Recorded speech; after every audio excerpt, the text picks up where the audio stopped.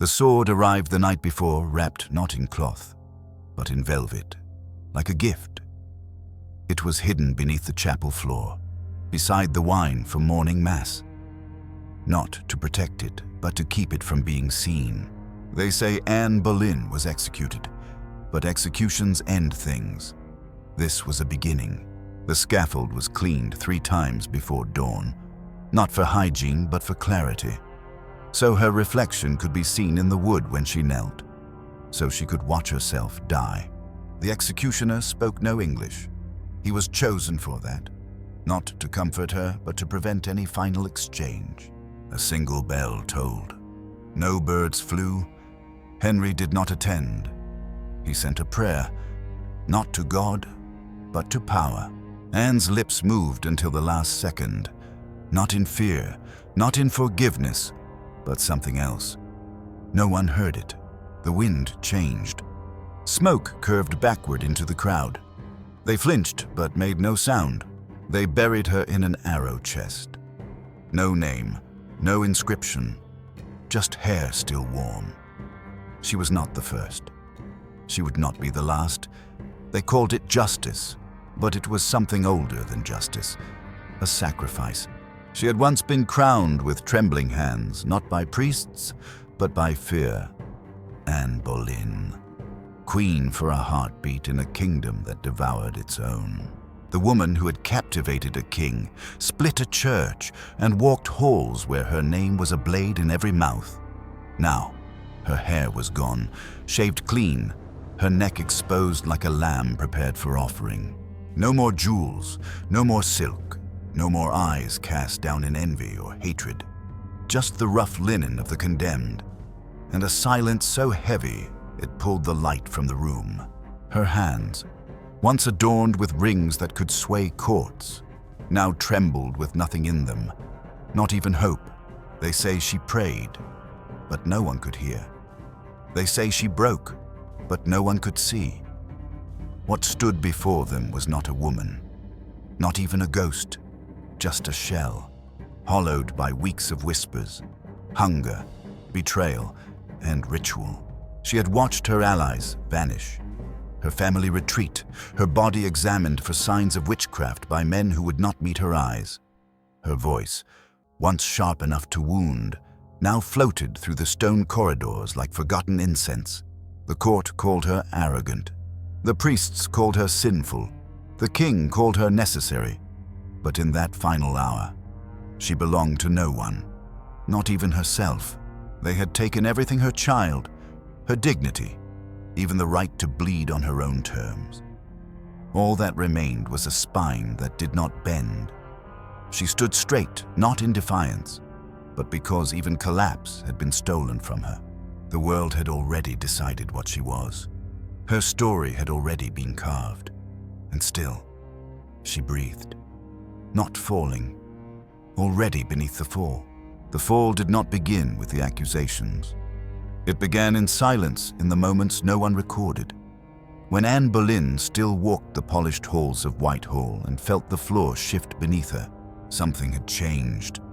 The laughter in the court no longer turned toward her. The eyes that once adored her now watched too long, or not at all. Whispers thickened like smoke in the corners of rooms, clinging to tapestries and servants' mouths.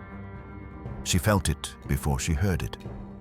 That was how all queens fall, not by blade, but by distance. It started with absence. The king, once so drunk on her presence that he'd torn a church from Rome to taste her skin, now missed their dinners. He no longer asked about their daughter. He no longer asked about anything. His affections, once volcanic, had turned cold, not with anger, but with vacancy. A colder punishment than hatred irrelevance.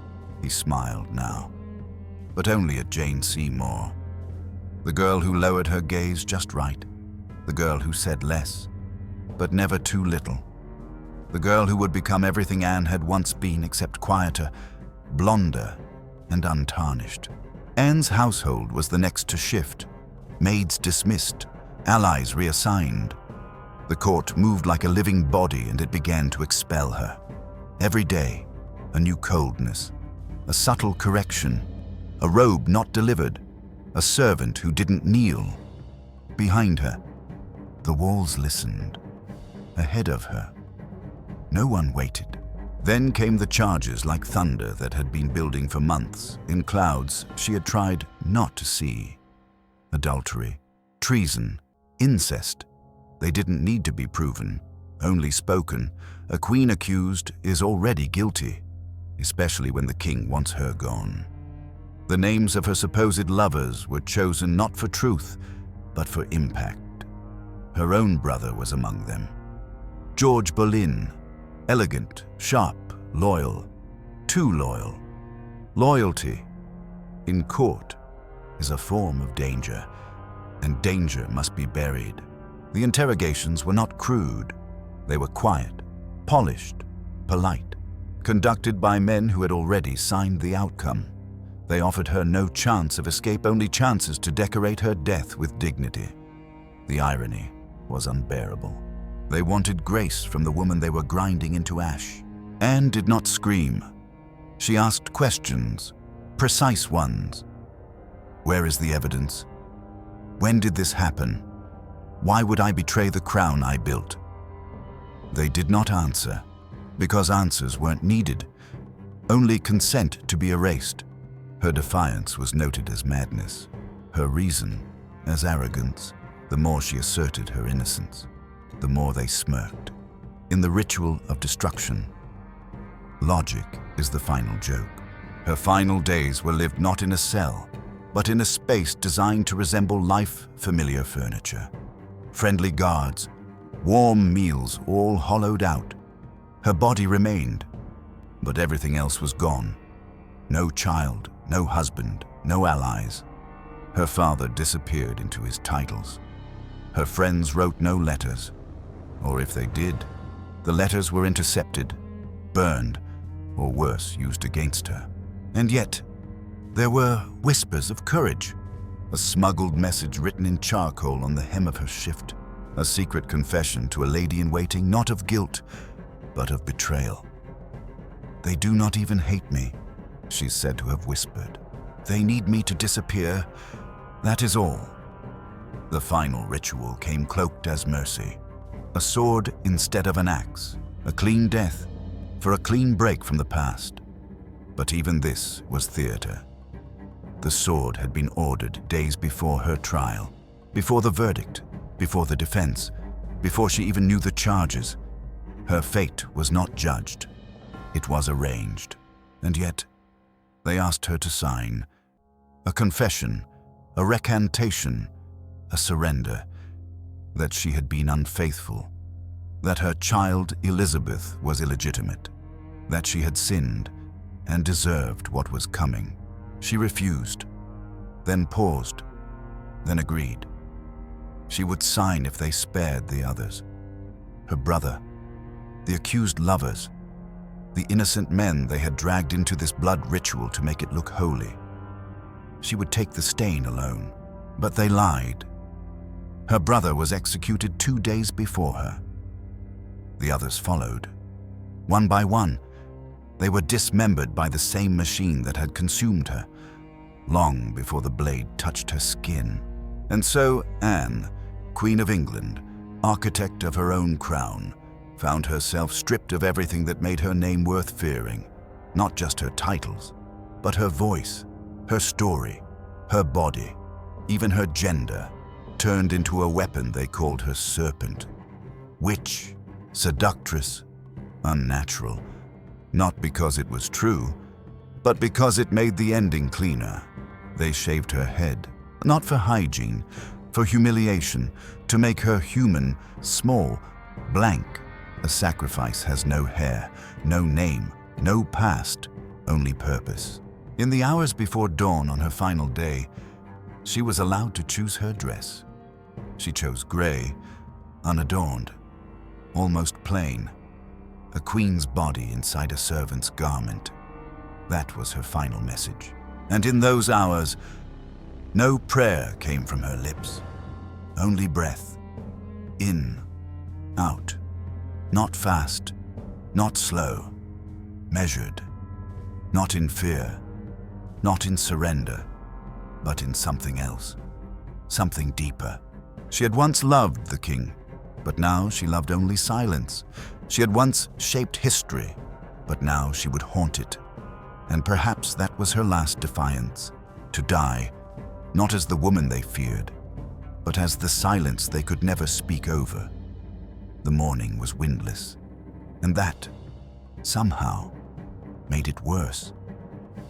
When the doors opened and Anne Boleyn was led toward the scaffold, the courtyard did not stir. No fluttering banners, no chimes from church bells, just the scrape of shoes against stone and the quiet rustle of linen shifting over bone. She walked alone, though surrounded. Her ladies flanked her, eyes red, lips trembling, forbidden from touching her. One reached out anyway. A single fingertip brushed Anne's wrist, and she flinched not from fear, but because it was the first human contact she'd felt in days. They had chosen to execute her in the open square, not for space, but for spectacle. A high stage, low railing, polished floor. The same stage where dancers once performed for her coronation. The same place where music once echoed in her honor. Now, it bore only one sound, the soft thud of her feet climbing the steps. 5, 6, 7. No hesitation. A woman who had lived her death so many times already that the real one felt like a formality. The crowd was vast, but still, no jeering, no weeping, not even the hollow chant of protest. Just breath, shallow, held. There were no enemies present, only witnesses. That was the design. Executions punish the condemned, but rituals instruct the living. Anne turned to face them. She did not weep. She did not kneel. She spoke not to the crowd, but to something older. "I die the king's true servant," she said, "but God's first." And though her voice wavered, it held. Not because she believed it, perhaps she did, but because it had to be said.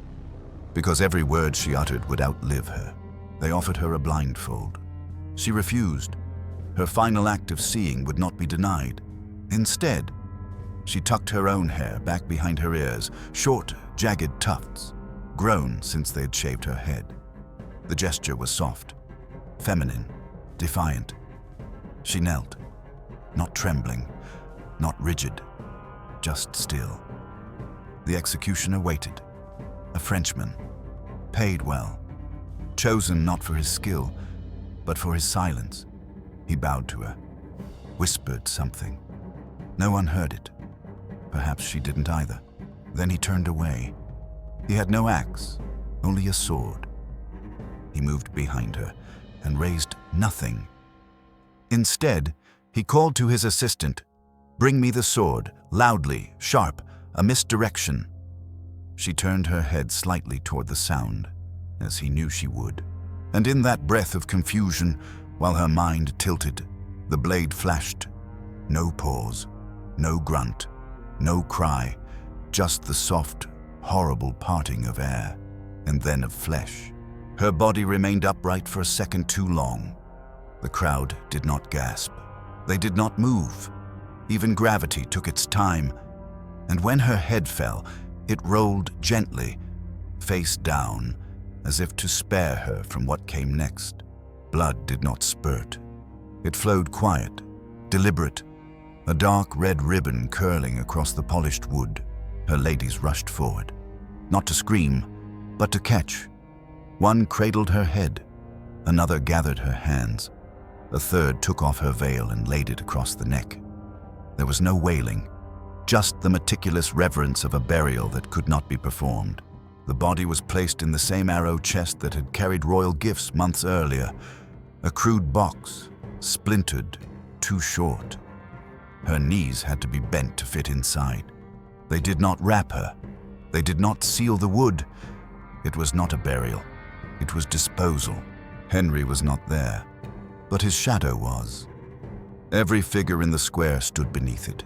A silence followed. Not out of mourning, out of obligation. The silence demanded obedience. It said, "See what happens to queens who forget they are replaceable." It said, "This is not death. This is doctrine." The ground soaked her blood and did not give it back. Later, when gardeners tried to plant there, nothing would grow. Not even weeds. A single nun fainted during the execution.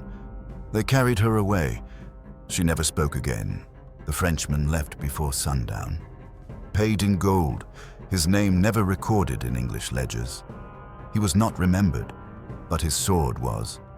Hung in the tower. For years. Not displayed, just present. The king wore white that day. Not black. White, they said. For new beginnings. That afternoon, he rode with Jane Seymour through the palace gardens. She did not wear a crown. Not yet. But her eyes did not look down. In some versions of the story, Anne's lips moved even after the blade struck.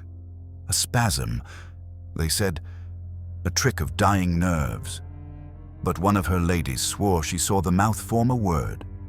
Not a name. Not a prayer. Just one word. Wait. No one knew what it meant. But it stayed. In the dreams of witnesses. In the prayers of daughters. In the silence between the pages of history books that speak of Henry's reign. But not of the women he turned into warnings. This was not an execution. It was a message. And every queen after her received it. Not whispered. Not written. But carved. Into bone. Anne Boleyn's body was gone before noon. The arrow chest buried in the chapel of St. Peter ad Vincula. Unmarked. Wedged between stones no one would name. Her name vanished from official documents in less than a week. Her portraits were removed or altered. Coins bearing her face were melted into newer ones, stamped with other women's names. But something remained. Not memory. Memory could be erased. Not mourning, no one wept aloud. What lingered was something colder. A space. An absence with shape and smell. The kind that seeps into the bones of stone corridors, into the pores of embroidered tapestries, into the pages of letters left unsent. The king remarried in 11 days. Jane Seymour wore silver. Not out of restraint, but because white was already stained. Her coronation was quieter than Anne's. No triumph, just inevitability. She kept her eyes lowered, her voice soft, her womb open. Henry smiled now, not out of joy, but relief. The ritual had worked. The danger had passed. The court adjusted quickly. Nobles bowed more deeply, spoke less freely, watched the Queen's expression before they formed their own. But something had shifted. They could all feel it. A pressure behind the eyes, a tension under the skin of ceremony. No one spoke of Anne, not because they feared the king, though they did, but because her story had become spectral. To mention her was to conjure her, and none dared invite the presence of a woman who had died so deliberately.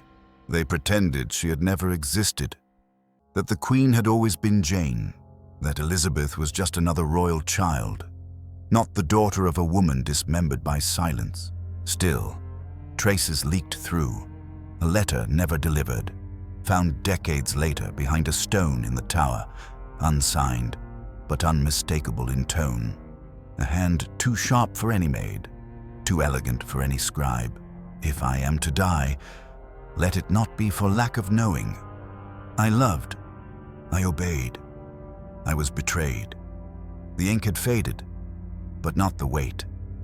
Whoever read it first made no copy, just folded it again and put it back. Elsewhere, rumors spread, not in books, but in kitchens, among laundresses and stable boys, that her heart did not burn, that the executioner hesitated, that the blood soaked the stage but never stained it, that Anne appeared to one of the guards weeks later, standing in the cell where she had been kept, eyes open, hair untouched, asking nothing, just looking, and then gone. The church said nothing. The priests who witnessed her fall were reassigned. The friar who gave her last rites vanished into monastic silence. He did not write another sermon. His ink dried with her breath. But her daughter grew. Elizabeth, small, sharp, silent in ways a child should not be. She watched the world with the suspicion of one who knows love can be revoked without notice. When asked about her mother, she answered in riddles. She was a queen, nothing more. And yet, everything she became would pulse with that phantom legacy. Her red hair, her refusal to marry, her taste for control wrapped in elegance, the way she wore her crown not as a gift, but as armor. Years passed, and the wound of Anne Boleyn calcified into a scar the kingdom pretended not to see. Then, unexpectedly, under a different sky and a different church, a shift, a century after her death, the Vatican canonized her daughter as a Protestant ruler, and whispered beneath that, in embarrassed ink, Anne Boleyn misunderstood. Not a saint, not a martyr, but perhaps not a witch, not a traitor, the closest thing to apology the church would ever allow. It did not say we were wrong. It said nothing at all. And in that nothing, the air changed. Artists began to paint her again, carefully. Faces reconstructed from guesswork, fragments, the tilt of a surviving nose in an unfinished sketch. Writers included her name in family trees again. Queen Consort. They said it quickly, then moved on. But once spoken, the word could not be unsaid.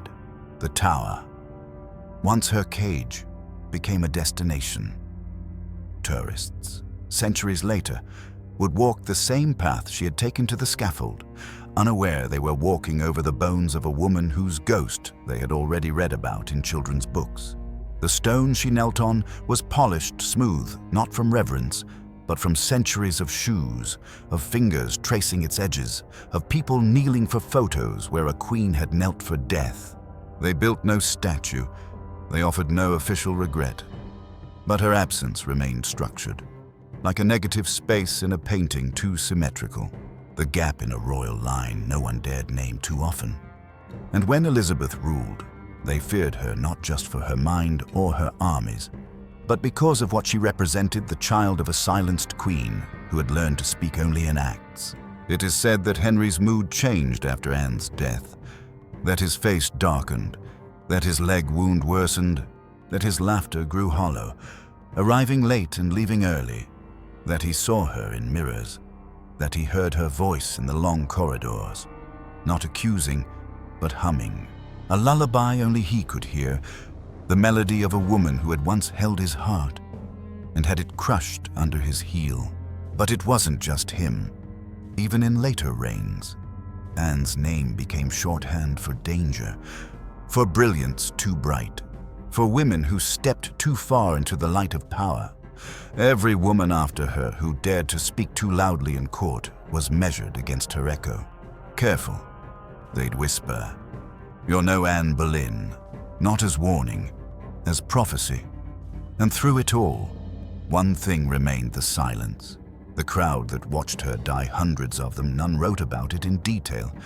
Not one published a full account. No journal entry. No ode. Just half-memories passed in low voices behind tapestries. As if the act itself demanded secrecy. As if naming it gave it strength. But history remembered anyway. Not through facts. Through scent. Through breath. Through the way the air still shifts around her memory. Through the prayer book with the blood still inside its pages. Locked in a museum they refused to light properly. Through the polished wood of the scaffold. Replaced countless times, but still said to creak at midnight with steps no one makes. Anne Boleyn died because she made herself undeniable, and the world does not forgive women who do that. They scattered her ashes without ceremony. No hymns, no markers, only a shovel pressed into dirt that did not want her. But the silence at the tower still breathes. It curls in the stairwells she once climbed, clings to the stone walls that overheard her final prayers. and settles thickest where the scaffold once stood. No matter how many floors they repave, that silence returns. Cold, absolute, watching. Visitors today still pause there without knowing why. Some feel dizzy, some cry, others leave without taking the photograph they came for. They say the air changes. They don't know her name, but her absence names them. Anne Boleyn died praying, and they called it justice. But justice does not echo. Only ghosts do. No statue stands for her. No tomb bears her name. But every time a woman is warned not to speak too loudly, not to look too long, not to stand too tall beside a man who thinks himself divine, her story breathes again. Not in rage, in remembering, no ending, no absolution, just a whisper buried in the walls of England's crown. You can kill a woman, but not the reason you feared her.